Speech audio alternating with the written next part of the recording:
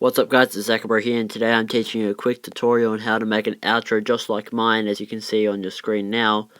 All you need is an iPad or iPhone, iMovie, Photoshop Mix, and an access to Google.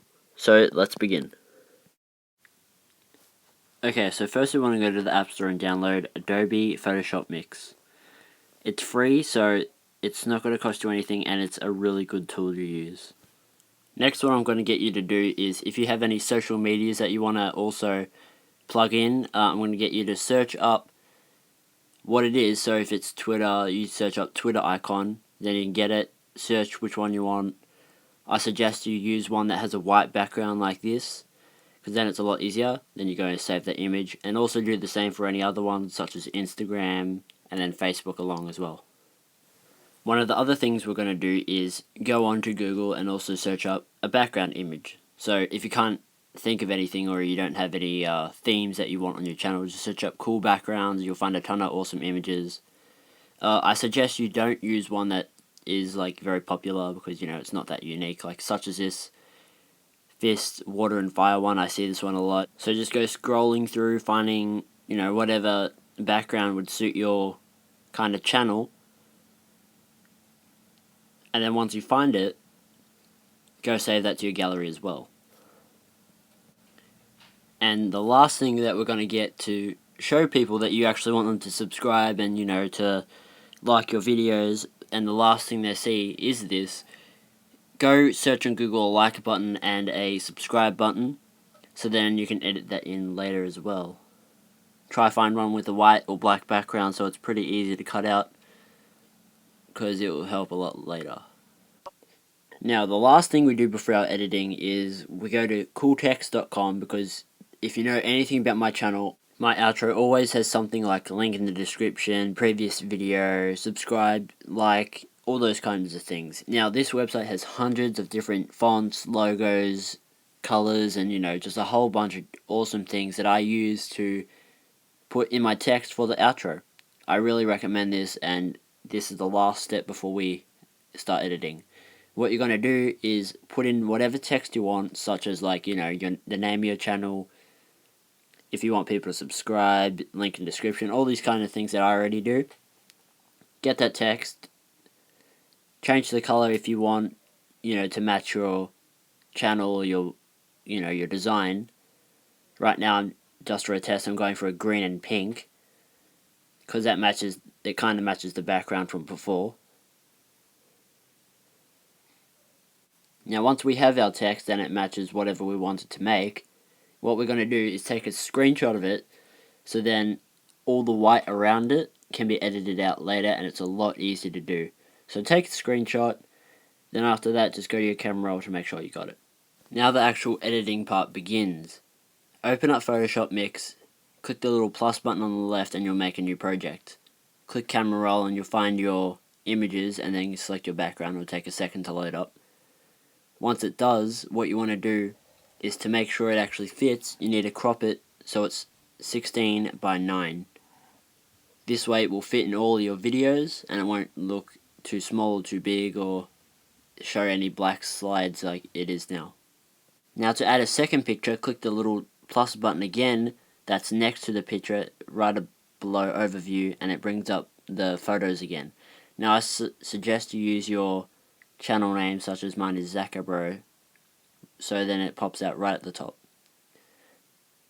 Now you can use all the different tools such as cutting out and stuff, and it will erase all the background, so all you get is the name. You can do this manually, or you could use the Smart tool, which erases anything of the same color.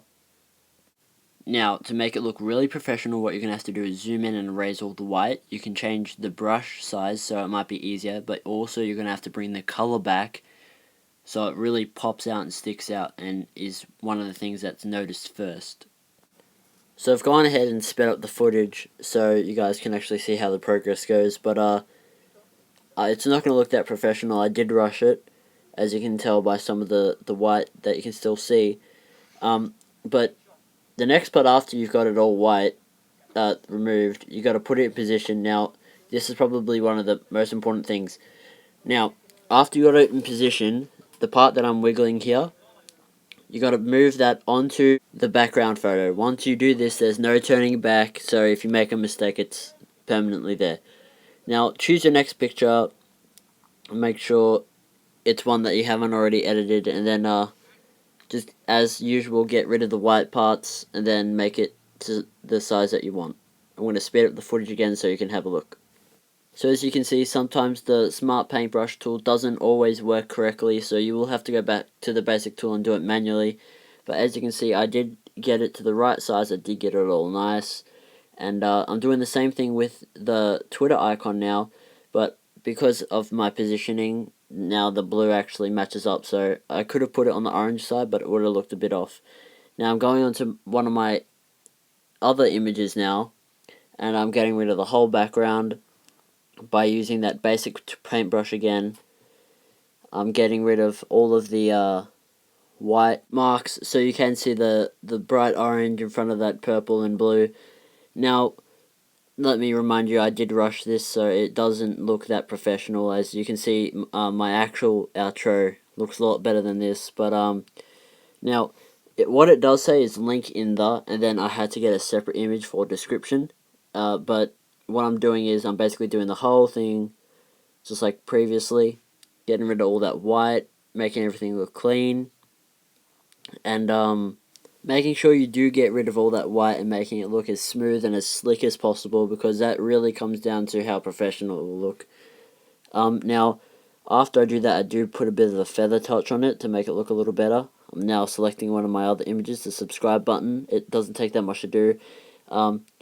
The like button, though, because most of it is all the same color, I did have a little bit of trouble using the smart brush. I just really quickly did this. You can see the outer edges aren't even that smooth, but this is just for the sake of YouTube. Now, I did edit this last part of the picture off camera, so you will just see it jump to the finished product. Now, after you've got it all finished, what you got to do is click the little share button, save it to your camera roll, so then you can go to your gallery later, and then go into iMovie so you can select that. Now, once you do have that photo in your gallery, all you got to do is go to iMovie, create a new movie. It doesn't matter what theme you choose, just make sure you get to this area, then go to recently added photos, then select that new photo that you just created. Now, you will see it here. Just extend it to a normal outro time, so maybe 25-30 seconds. And then, because sometimes it won't fully form on the screen, you got to pinch it in and out by tapping on that center of the image.